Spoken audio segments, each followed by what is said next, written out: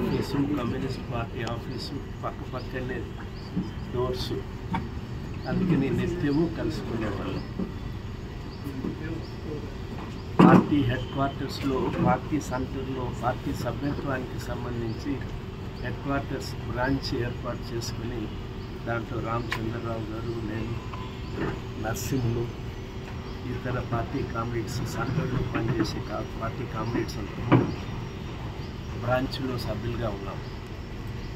ఈ 60-65 ఏళ్ళ వారిని ఎరిగిన దీంట్లో కమ్యూనిస్ట్ పార్టీ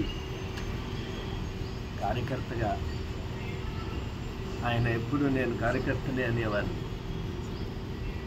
ఆఫీస్కి సంబంధించి సుధాకర్ రెడ్డి గారు చెప్పినారు, ప్రతి పైసా ఇది ప్రజల నుంచి వసూలు చేసింది, దీని ఖర్చుకు సంబంధించి మనం జవాబుదారీగా ఉండాలా అని చెప్పి ఒక్కొక్కసారి అందరికీ కొద్దిగా విసుగు కూడా వచ్చేది.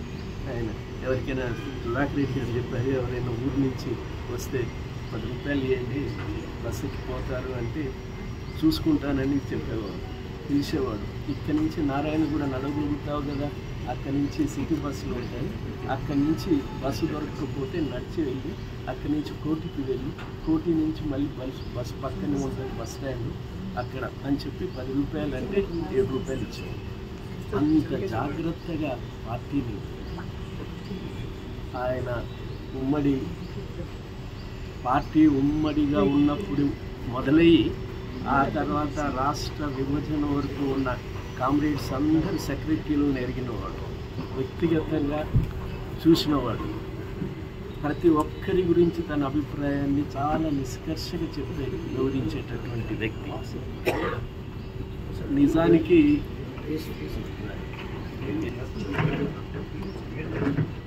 రాజ్ బహదూర్ గౌడ్తో చాలా జోకులు వేసేవారు. రాజ్ బహదూర్ గౌడ్ జోకులు వేసేవారు వారి మీద, స్వీకరిస్తూ రాజ్ బహదూర్ గౌడ్ మీద కూడా వేసేవాడు.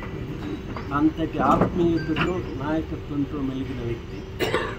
64 పార్టీ విడిపోయిన తర్వాత లెజిస్లేచర్ పార్టీ స్టెనోగా, సెక్రటరీగా, టైపిస్ట్గా వచ్చినటువంటి వ్యక్తి. తర్వాత బాధ్యతలు పార్టీ ఆఫీసులో స్వీకరించి ఉమ్మడి పార్టీ రాజశేఖర్ రెడ్డి గారి దగ్గర నుంచి మొదలు పెడితే రాజశేఖర్ రెడ్డి గారు, తమ్మారెడ్డి గారు, ప్రసాద్ గారు, దాసరి నాగభూషణ్ రావు గారు, సుధాకర్ రెడ్డి గారు,